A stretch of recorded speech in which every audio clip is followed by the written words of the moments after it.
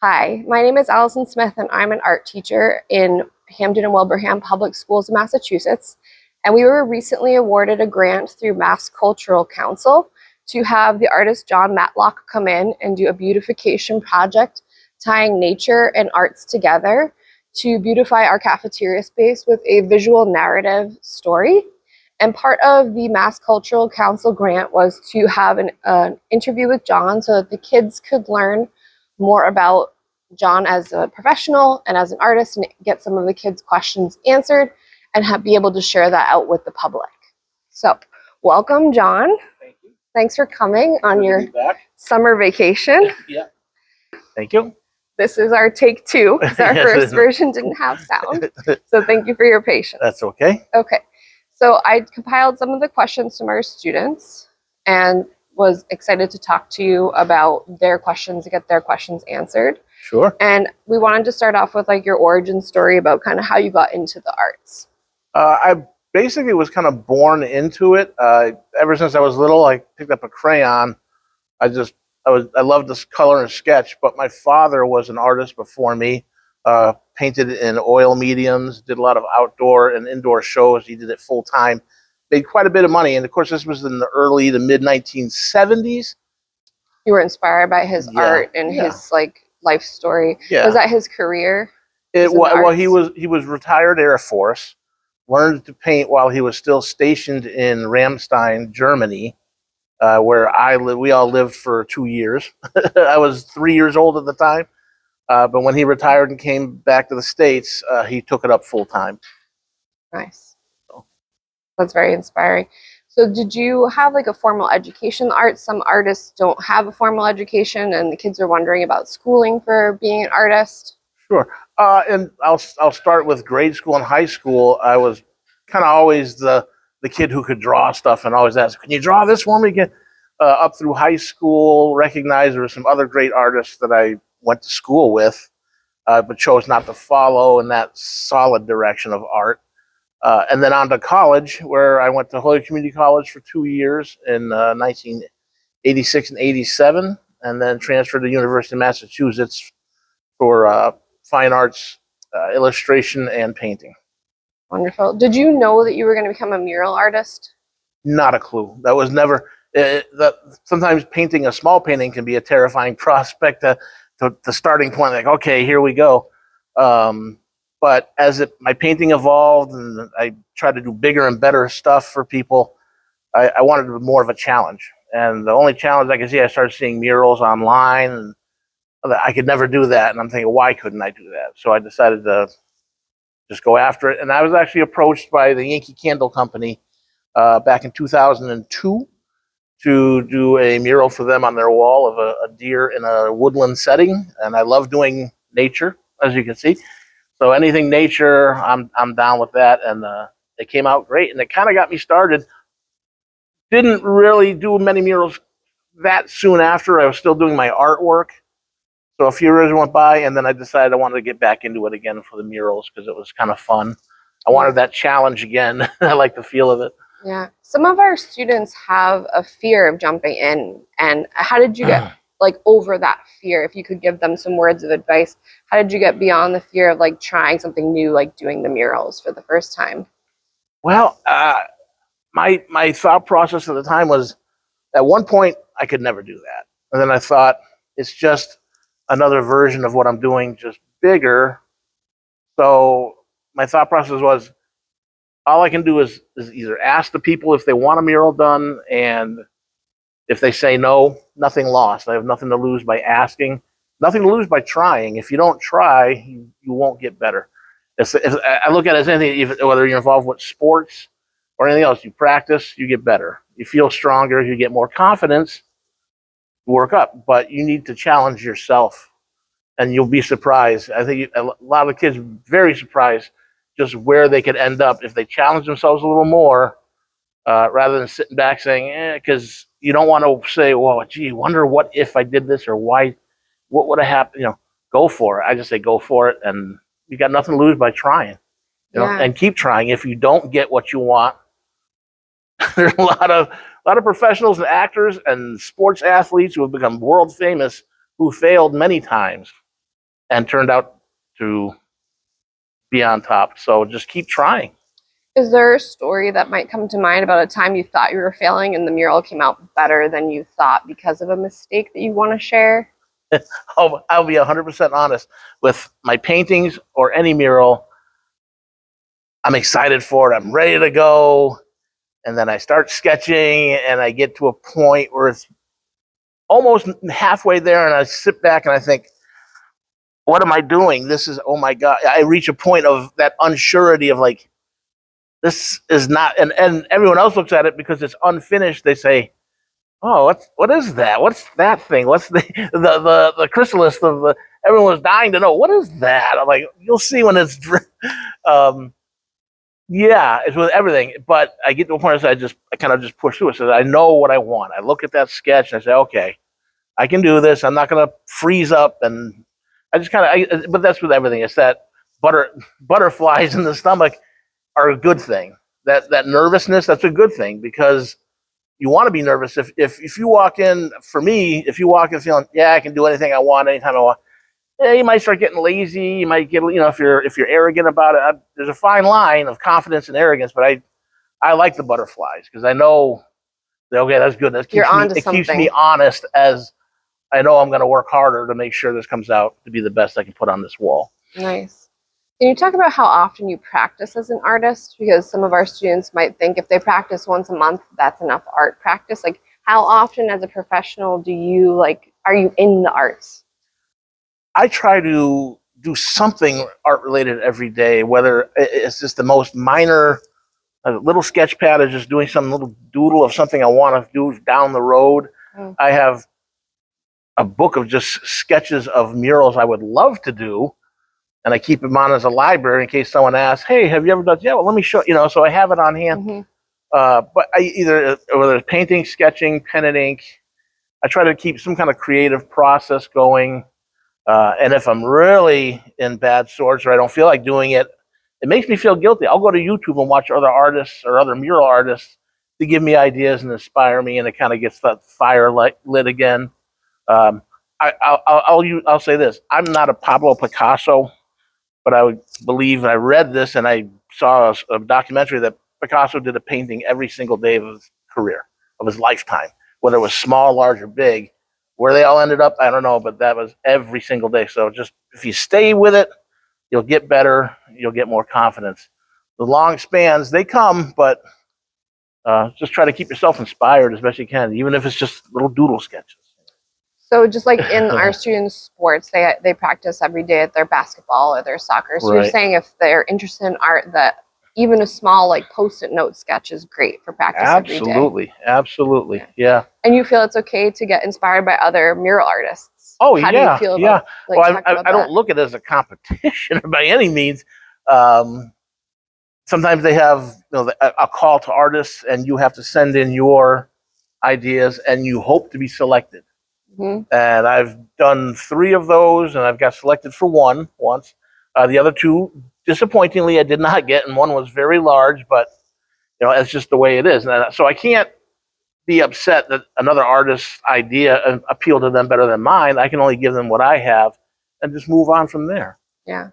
So managing like disappointment, like that another opportunity will come, that you don't let it like bog you down. It's not the end of the world. Or stop you from being an artist. No, because if I have nothing going, I mean, with the mural art, sometimes I've had, even within the last year, right after this mural, which I finished, I believe, in October, I had 2 more seemed like lined up to go, and for whatever reasons, they couldn't do it or the money. So we're going to wait and see. And of course, I haven't heard from them yet again, but that's just the way it goes. So if it's going to make me sad or disappointed, I get back to that easel and I just start painting something. I paint whatever I feel like painting that day. If I want to paint marine life or fantasy art or anything, then just something to make me feel better. Yeah, we talk a lot about like dealing comfort with art, I call it. Comfort art. Yeah. I love that. Instead of comfort food, comfort art. It's better. Yeah. Yeah, we talk a lot about at public school, like managing our emotions and dealing with our emotions and how the arts help us with our big feelings. So it sounds like if you have some disappointment, you channel it back into your art, all that energy. You didn't let it like stop you from being an artist. No. You just continued. No, and I think sometimes emotions can fuel your art. If you feel, obviously, it can inspire what your art looks like. Van Gogh's Blue Period and all that stuff. They speak about that in history. But if I'm feeling bad or angry, I think sometimes I paint even better. I don't know if it's just I take that energy, whether it's negative. If it's negative, I just focus on like when I'm painting. There's no one around me. I'm in a whole different world, and that's a good place to be. Instead of sitting brooding, I'm painting, and when I'm done, I just feel better. It's very therapeutic. It's very therapeutic. Yes. Yeah. Yes. Did you feel that way when you were working on our mural? Did you like disappear into the mural, even though this room was full of kids at some point? Yeah, at times I did. It was great having the kids come in, the questions, and I was even warned, during the lunchtime period, it's gonna get kind of crazy in here. So, but I actually still got a lot accomplished. I thought I wouldn't because of that. I was gonna have to take a break, but I paint and pushed through it, and the kids were great. They were just the questions, they were awesome. It was nice to have you. Very well received by the school as well. The custodians and the staff, and even the cafeteria ladies, they give me lunch every day, or they offered it to me every day, which was like, "Oh, that's nice of you. Okay, I'll take a look, see what you have." But yeah, it was nice to have you as an artist in action, because it's nice for kids to see an artist doing their job in their space. Like, I think that's a memory that they'll keep. Like, I got to watch an artist at my school at work, so I think it's great that you also are working in schools. I know you've worked. What are some of the other places you've worked besides schools? I've done a lot in West Springfield, where I kind of got my restart when I said I did that first one at Yankee Candle. Actually, I did two at Yankee Candle. One was another one where there was clouds on a ceiling. So I was on a big lift that went up in the air and painted up there. And I had another person that was assisting me with it, only because it was a big area to cover large areas of paint. But in between that, I did a long period. I didn't, and then I took my kids to swim lessons at a pool in West Springfield, Memorial Pool, and they have a big splash pad with all these great, colorful things of fountains and buckets of water dropping. This crazy atmosphere, and here's this big wall on the side of the pool. It's just totally blank. It was like the color, not even this color. It was like a gray. I was like, wow, it's so boring. And I kept looking at it for a year. I just approached the town. I had a rapport with the Parks and Recs department, who that's their property, through coaching youth sports and football with them for years. And I said, hey, I think you need this on here. I want to do this, and I showed them the picture. They found someone to fund it. Next thing I know, I was out there painting. And before I even finished that, the people who funded it for me came up and said, hey, we got another wall if you want to take a look at it. I'm like, yeah, sure. Let me just put the signature on this one first. And then that was a big, longer wall. And before I even finished that, I was approached by the Boys and Girls Club of West Springfield. I did 3 murals on the outside of their walls. And so it just really steamrolled. So I've done, I think, 10 murals alone in West Springfield. We'll have to make you a tour, a whole map of like John Matlock. Yeah, they kind of wanted to do it. I thought about doing something like that somehow, either online or just. I do want to try to put something like that together. That would be great. But I've done other schools. Was the Center School in Longmeadow. Okay. And the Jumpstart Preschool in Feeding Hills, Agawam. I did the outside walls of that. Again, almost like this nature scene with children playing, and I got a big butterfly and caterpillars and trees and leaves, and so that's But I'll take anything under request if for subject. If they want anything, I'll give you my best. So job opportunities find you, but you've also reached out as an artist and found your own opportunities. It's exactly it being in that close knit. West Springfield, there's a lot of the departments, and a lot of word of mouth gets out, and the people see out there doing it every day as they drive by, and hey, what are you? Come here, I want to talk to you. People just come up. So it was kind of refreshing, especially in the start. It was really gearing up, and then you reach a lull. And the tough thing is in winter, the only thing you can really do is indoor murals. A wall like this. You can't do by November. It's just too cold, too damp, the frost. You can't do outdoor. It affects the paint. Yeah, the paint won't adhere. It won't set right. It'll peel off in a year. So that does. I tried to search it out, and I found Facebook alone saved me many times by just put a broad post out there saying, "Here's what I do. If you're looking for it, these town forums, and all of a sudden, oh yeah, I like that. Oh, I like that. Yeah, come on, let's talk. So yeah, it's social media has come through for me many times when people just weren't knocking on my door out of the blue. So yeah, I think that's how I found you. Yeah, I saw a social media post and reached out to you about this project. So you recommend artists using social media to promote what they're up to? Absolutely. There's groups on Facebook of mural artists, or there's literally, I mean, it's worldwide artists. There's thousands of them.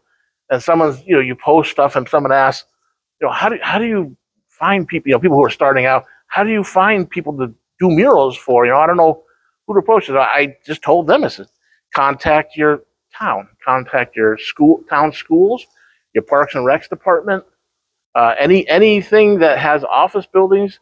Start with that. Your local boys and girls clubs, they have all these walls and all these spaces, and if they have the budget, and a lot of them do, or they find someone, they will. And murals are big right now. I think since COVID and post-COVID, I think murals have exploded. I've never seen more in towns everywhere. What do you think the reason is since COVID, the explosion for wanting color and the arts in spaces? First of all, what a horrible time that was, and lockdown, and people were just home and inside, and you have the comfort of your home, but you still get that cabin fever, and it was scary. And I think people, when they see something bright and colorful, I think just that alone is just therapeutic again. And that's kind of how I tell people, my mural work, I will paint just about anything you want, but it's not that I steer away from it, but I personally don't do anything that's either political statements or religious statements or nothing. If you want that, I can do it. You stay in your zone of genius. But I just, I just like painting bright. I love vibrant colors. I love anything like that. And I said nature. So I try to give something that people just look at and they feel good, instead of trying to remember, oh, that happened when such a horrible time when that happened. And I want to remind them of something to make them, distract them from the bad times that are going on in the world. And there's plenty of that. So we need more of this and less of that. Yeah, and that's one of my questions. When someone comes across your pieces, what do you hope they take away from it when they view something so big and so large, so colorful? I would hope they would appreciate just the size of it alone, what kind of work goes into it. They say, oh, what a pretty picture. I see people see your artwork, on a painting. When you see it on a wall, and especially now, after doing this for a few years, for 5 years and at least, you realize it's very physical. This is a short wall, but if you don't have a lift, you got to climb a ladder every 20 seconds, up and down, lifting, bending, rolling. So you're going in all directions, and I got a crazy shoulder going on right now, but there's a lot of work goes into the hauling, the lifting, indoor jobs. I was blessed for this one. This was nice. You have to worry about the rain, the weather for the outdoor. Yeah, there's so many things so aside from just looking at it and saying, oh, that's so pretty, but think about, my God, how long did it take him to do? I hope they have the questions. I wish there was a way they could reach out to me online. That's if they see my name, or Pure Imagination Murals, John Matlock. I'm on Facebook, Instagram, TikTok now. You enjoy when people reach out when students reach out with questions, or other mural artists that are starting out reach out. Absolutely, other artists, mural. What did you? So I tell them, go to your town, go on Facebook to any town forum.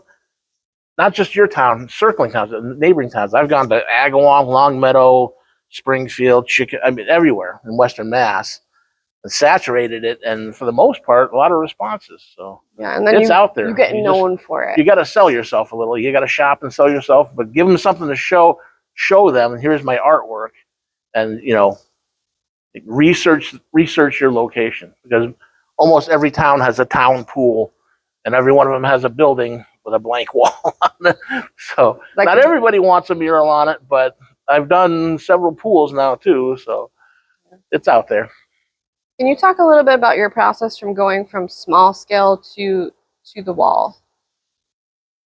With everything I do, even with my paintings, I always have some sort of preliminary sketch. So I start with a pencil sketch, and adapt that when I'm happy with it to a color sketch, which is more to scale of the wall that it's going to go on.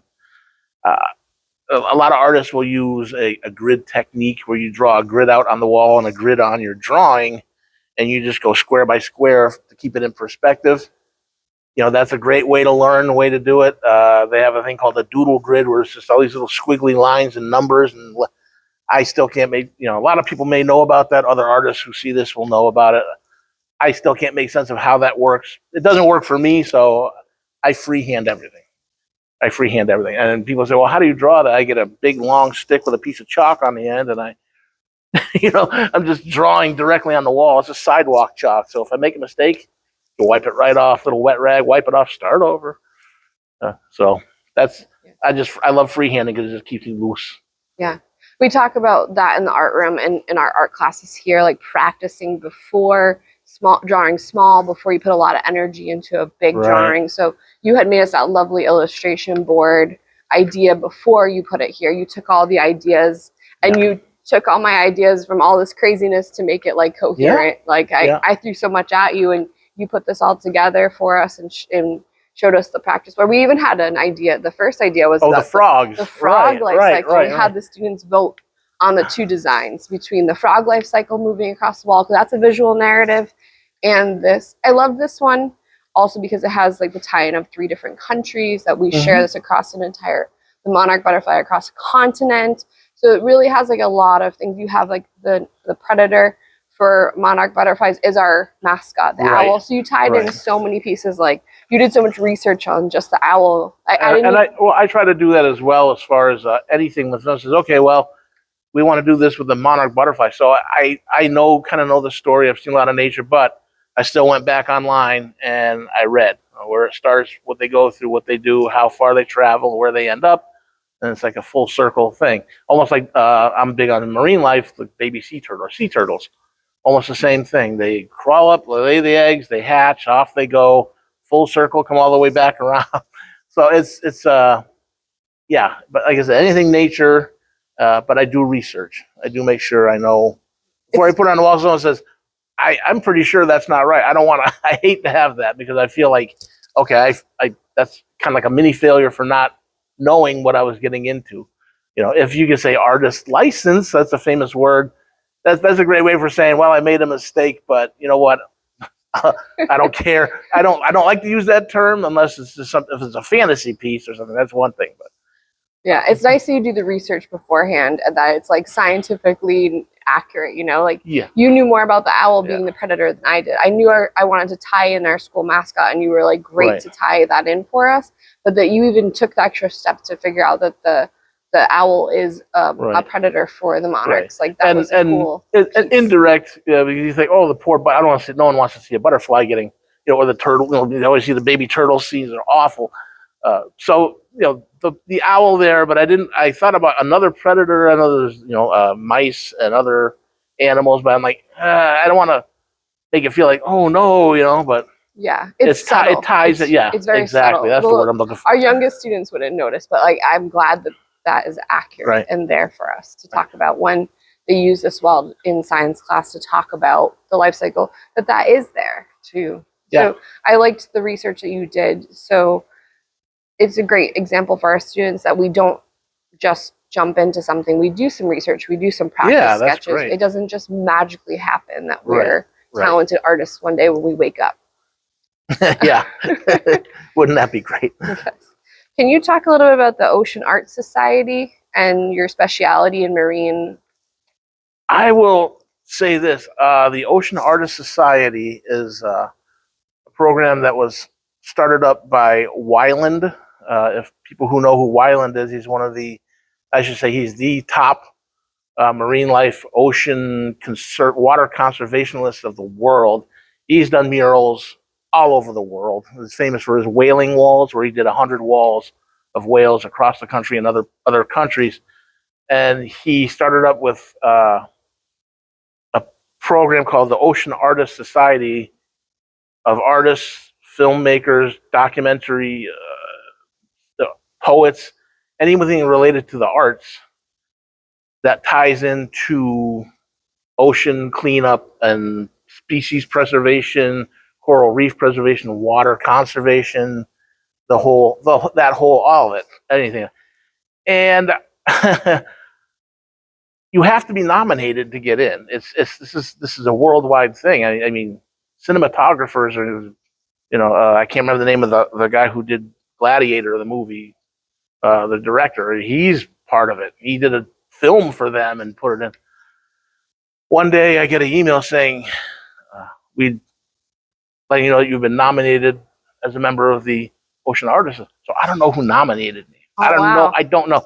But you have to be, he has to literally see the work himself or his people to say, yeah, and you have to show what you do with it. So I've given to the Wyland Foundation and Mutual of Omaha, the Wild Kingdoms, and some of the other nature and ocean cleanup projects as much as I can afford to give. I'm not I wish I could have millions of dollars to give, but I don't.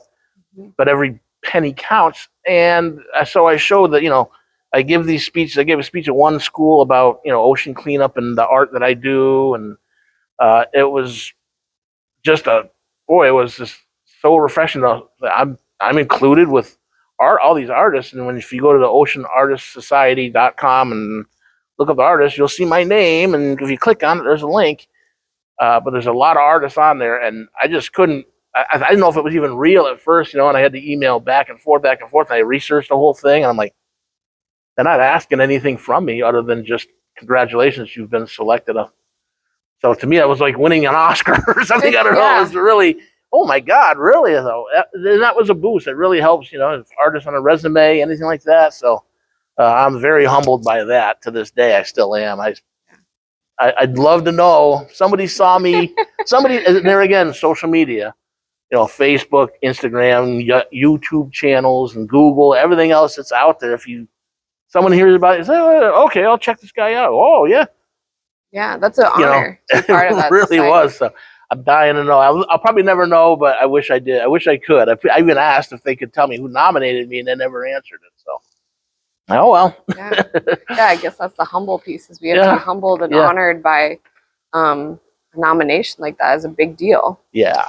I get, if you could give our young students, or like if other mural artists are finding this video and learning from you in this video, what would like that little piece of advice that you would wish to impart on students at a young age about being in the arts or pursuing arts, even as like a hobby? Patience, because I said it can be tough if you want to do it as a career. It can be tough. It can be frustrating because you have an image in your head and you want to put it on paper or on painting, and then it doesn't look like what you have, and you're, I don't like this. No, then do it again and do it. I've seen, since I started painting all through high school and college, it wasn't my love. When I was in college, I hated painting. I really didn't. I didn't hate the idea of it. I just didn't. I loved pen and ink and pencil and very tight illustration. And the painting thing was just like, this isn't an option for me. I had oil paints I didn't like because of the fumes and the chemicals and the turpentines, and then the rag. Clean up is a mess. It takes forever to dry. So I'm like, this isn't for me. And my dad loved it. That was his thing. I'll do the pen and ink. And years later, after college, I didn't go directly into art. I kind of bounced around a couple jobs, as everybody does who gets a degree. They never jump right into their jobs if they're lucky. I was working armed security for the government, for the Department of Energy at a nuclear power plant of all places, which has been decommissioned and leveled since then. But they laid us all off. I really wasn't happy there. That was not my job for me, my future. But at the time, the money was so good, it's like a trap. And everyone said, hey, you draw, you paint, maybe you should try doing that on the side. And then when they said, well, we're laying you all off, I'm like, well, I guess now I'm going to have to find something. And I just went to my dad and I said, hey, I want to try painting here, because I was playing around with an airbrush and some other stuff at the time. He said, you want to do the art shows? I'm like, yeah, I got to do something. I can't do this anymore. I'm tired of this, the businesses of business. I want to be my own person here. And he got me started. He connected me with another artist. I'm going to use his name. I hope you're okay with this. Gerald Robillard. He's retired, lives in Rhode Island. He's a fantastic artist. I've been doing art shows he did art shows for over 50 years. He did art shows with my father in the 70s. I did art shows in the 90s, set up next to him. So it was kind of a neat connection because he was really good friends with my dad. So it's good to have a mentor. Yeah. And mentorship. He was also very helpful because my father hadn't done the art shows in years, so he called him.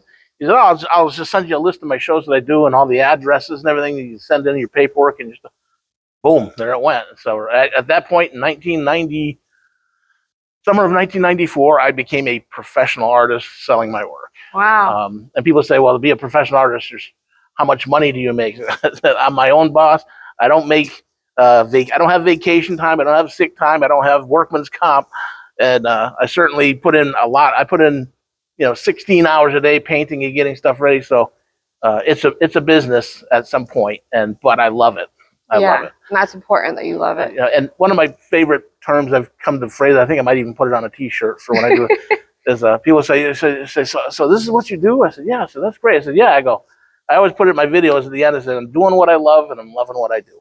So it'd be a great T-shirt. I would wear one. They say it doesn't feel like work if you love what you're doing, and I don't mind the work part of it, but it doesn't feel like a job because I'm just in that zone, just on a bigger scale. You're having fun. Yeah. Enjoying what you do. And when I've researched like artists to teach the kids about an artist, like let's say Vincent van Gogh, he had several different careers before he landed as an artist later in life. So it's important for kids to know that if they try a job, they're not stuck or locked into something. They can change their mind. Like, absolutely. It's okay to change paths like you did. Yeah. You changed directions. You asked for help. You got mentorship. You weren't, because sometimes we have a hard time asking for help, asking for that mentorship. But it sounds like you were very open to it. Exactly. I mean, growing up as a kid, I'll admit, and even certain things to this day, kind of an introvert. I was very much in grade school, high school, very much in my shell. I was like, I was afraid to ask because I was afraid I was going to be told no, or that, if I asked and they say yes, that I would fail. I mean, that was my mentality. And it just, as I grew older, certain things, hard to explain, but it just made me come out of that shell. And it just, you have to just believe in yourself a little bit, give yourself that chance to try. And if it doesn't work out, try again. If it doesn't work out, keep trying. It will work out. If you're persistent and you keep doing what you love to do, don't give up on it. Yeah, that's an important message for our kids. So it's okay once in a while if you're doing it and you take a break for a month. And my dad used to tell me this. He goes, there's times you can get sick of doing all this. You're not going to want to do it for a while. And you won't even think about it. And I've had those periods, like a month at a time here. Even one time it was 6 months. And he goes, but something's going to happen one day and then be like a light switch going off. And you're going to be right back down there painting again. And it's true. It's so true. So something happens, they see something on TV or something, I'm like, I want to paint that. I just came back from a vacation in Maine. I saw a lighthouse in a bay on a little bay cruise. And I was like, what a great tiny little lighthouse. I'm like, I got to paint that. As soon as I go, and I haven't painted it yet, but it's on my number one on my to-do list for right now. So where you weren't right there to paint it, did you take a photo and you're going to use that photo to paint? Yeah. Okay, so you use inspiration photos. Oh, yeah, I do. And I no shame in Googling images.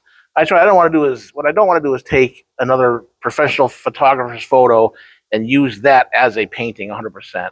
I'm inspired by it. I say, okay, I do love the position of this eagle, so I'll sketch it and go from my sketch. But I won't take the photo and project it on the wall.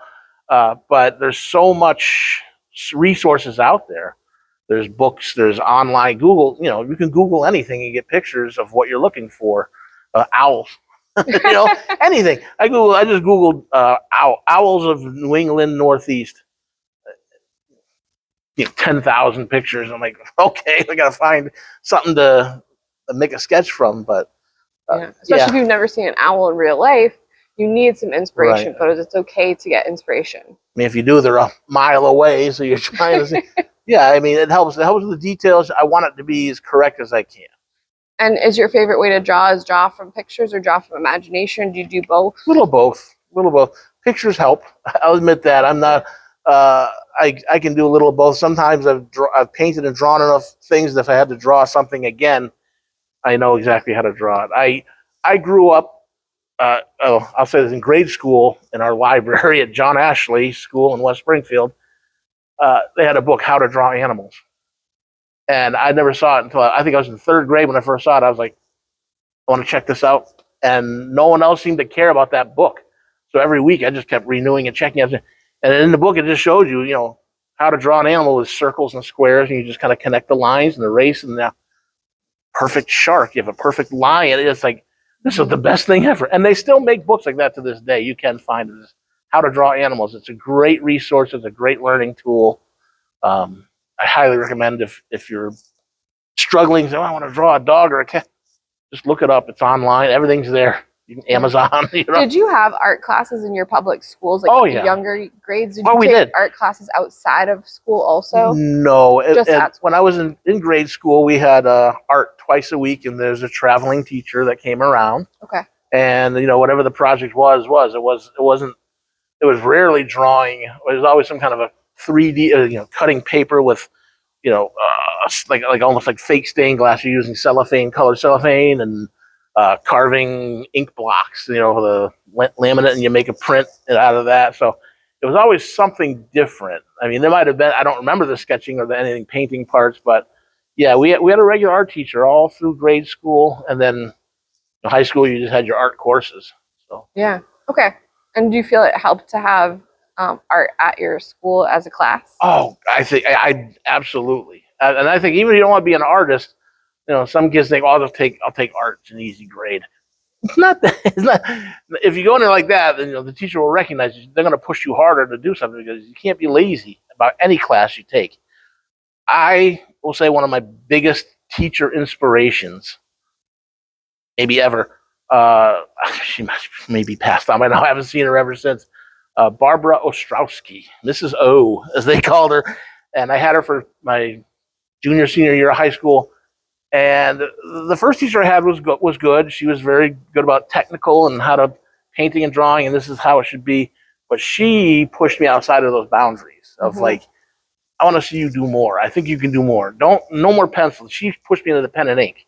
I want to see this project when you're back from Christmas break, but I want to see it this big, and I want to see it in pen and ink, and I want it in this style. And I'm like, I can't do that. She goes, well, then make yourself do it. Force yourself to do it. Challenge yourself. Try something new. And I did, and I was just like, wow, I don't want to pat myself on the back, but I kind of like the way this came out, and I hope they like it. I brought it in, and everyone was kind of like, wow, I still have the piece at home, and so it kind of, she was a very free spirit too. She was this crazy, flashy dresses, big jewelry, and the typical art teacher. I don't hate to say that. I hate cliches, but but she was crazy and fun, and she just pushed me in that direction, and it just kind of gave me more freedom of to explore and a little more courage to go on. So she was probably number one.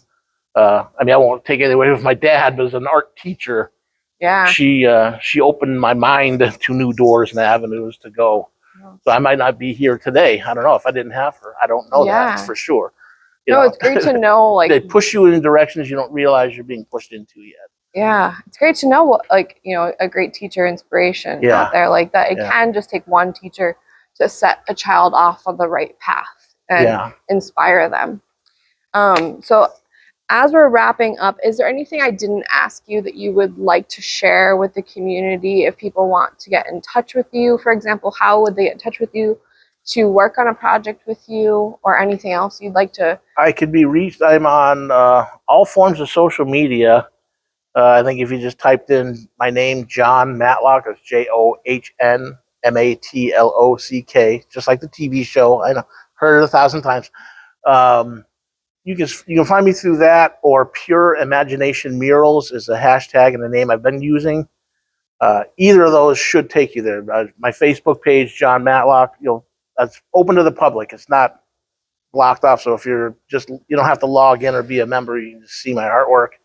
If you Google me, you'll probably find some stuff. I'm on Instagram under the same names, now TikTok. You can follow me on all of these things. I have a YouTube channel under the name John Matlock as well. It might be John. You may have to type in John Matlock art because I'm not the only John Matlock in the world. But any of those facets, or johnmatlock@yahoo.com. That's my email. I will just say this briefly. I've got like a shoulder thing going on that's going to require attention. So I'm going to be laid up probably through the winter, but hopefully by next April, I'll be back off the show. April 2025. 2025, yes. So, yeah. Yes. So if you're looking to work with John, wait till... But feel free to contact me. We can get the ball rolling. Maybe you'll become a lefty in the meantime and draw with your left hand. That's true. That's true. That's a powerful drawing exercise, too, is to draw with your non-dominant hand. So, anything's possible. Or you learn to draw with your foot. I would love to just add this real quick that you said that. I spoke of Weiland before, this world-renowned artist, and he was doing a live video at one of his galleries that was an anniversary special, and he was painting inside, doing stuff. And he goes, if anyone have any questions, so it's live. So I just typed in, can you paint left-handed? And the girl who was filming says, John Matlock had a question, can you paint left-handed? He goes, you owe me $5. He points the screen. And I just typed in, I go, I'll send it. And I just jokingly, but I was like, I thought that was great. And maybe someday, I doubt it. I hope to run into him somewhere. I'm going to bring it up. I'm going to give him his $5. Yeah. I'm going to be good in my payment. But yeah, it was just on video. That's just, yeah, right. It was funny, but I was just, yeah, I mean, I've predominantly right-handed. I do paint left-handed because, if your arm or stuff, you get tired. You just go the other side and just save the detail for the right hand. Yeah, that's great. I loved working with you. It was really easy to work with you and plan this whole project. It was the easiest part of writing the grant. Yeah, we are very thankful to MassCultural Council for making this possible and accepting my grant proposal. If you're looking to have a grant made possible with MassCultural Council or any grant writing, I wanted it to impact a large number of students. We have 300 students that go to school here, and that the kids would have a direct contact with John every day. The kids got to come down in small groups and ask John questions with their homeroom class would come with their teacher. And we had an art show and a ribbon cutting. So as many pieces that can impact the public and the students as possible, I think helped us get this grant approved, that it tied in a lot of the components of the art and nature with the narrative piece, and that it was going to be in a public space. And we're very thankful for that opportunity. We were awarded $2,500 to make this happen. And I feel lucky and blessed that we were able to schedule you before you do have your surgery. So right. We're the lucky ones. All of this happened before I knew that was going to happen. So okay. But no, I had, I love doing mural work anywhere, anyhow, but I had a great time here. Like I said, very well received by the staff, students, the teachers, the faculty, and I got to do what I love, and love what I do. Yeah. And some of the first things I teach my students about, in the younger grades, is cave art, and that cave art is some of the oldest art that we have preserved. So it's interesting that cave art is basically murals. Right. This is where art started. It's the first, it technically is the first mural art painted on a wall. So technically it's a mural. Yeah, and, 40,000 to 50,000 years old. It's amazing. The carbon dating keeps changing. But I love to tell that to kids and really hit that home, that the very first thing that humans did for fun, besides their basic human needs as cave dwelling people, they had to meet all their basic needs, is they also somehow had energy and space after finding food, water, and shelter all day long, that they had energy to draw on these walls. Right, to find the need to, or purpose to put it on that wall as either a record or something they saw that was so inspiring to them that they would do that. And they don't have Home Depot to drive to get all the supplies. They had to make all grounding their up supplies. The pigments and finding something to get it on the wall, or scratching, or the right tool. There's a thought process there, and it just shows you that art isn't just something that just came along all of a sudden. Art has been there from the very beginning. From the very beginning. However you want to decipher it or break it down. Even before that, you're scratching something on a wall and say, "Well, it's just a stick figure." I'm like, 50,000 years ago, it's drawn with a rock, you know, and it's more than just a stick figure. I mean, there's some amazing and stuff. using their precious like limited energy supply every day that they even had time to do that is like amazing to me. Yeah, I'm just trying to picture whoever's sitting there in front of that wall. They're evolving. They're thinking. Yes. They're you know, as they're, you know, art is evolving them because they have to think about what I saw. Now I have to put it here.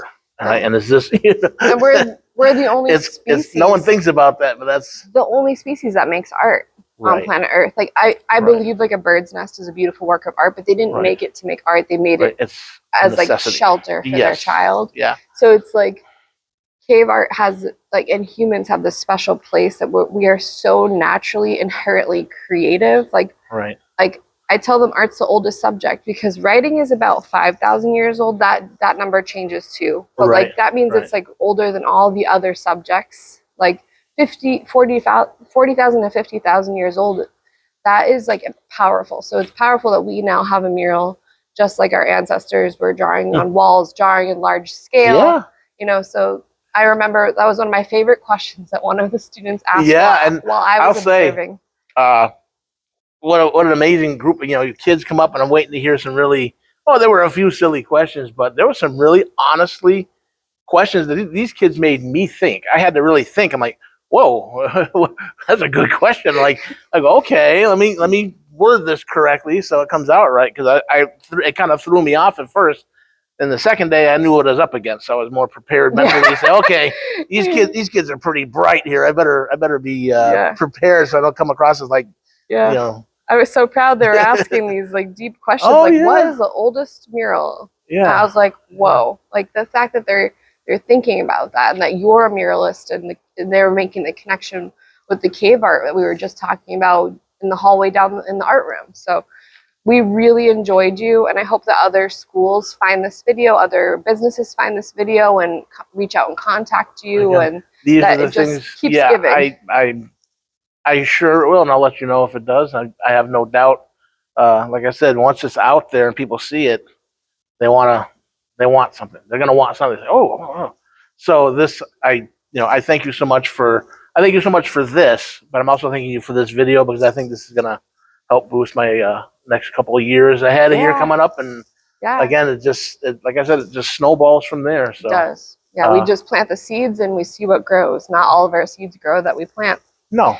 And you were lovely with the kids, and I think you'd even be a lovely person to give a speech to art classes, even at high school level, like just dealing with challenges. I was originally, when I went to college, my first thought was art education. Oh. I really did think about. You're welcome to come anytime. I thought about teaching, and when I started with some of the courses, it just didn't seem to be. I didn't inspire. I was inspired. Maybe a different school, another school, it might have been different. Yeah. But it just didn't quite inspire me, so I switched over to painting illustration. Yeah. And just kind of went with that. But I love that the kids are so good. They were so good. Yeah. Thank you for coming down in the middle of summer. It is like 90 million degrees. It's just another day, the summer of 2024. in New England. Yeah, all of a sudden we're in the Caribbean now, without the ocean. We're off to Mexico. All right. I could talk to John all day. I know. He's so I've taken enough of your time. And I hope that other people reach out to want to interview John. I'm sure he's up for podcasts or video casts. Absolutely. Or other You've got all my info. Reach out to me. And thank you very much for tuning in. And we'll hope you'll see John around. Thank you. Stay safe, everyone.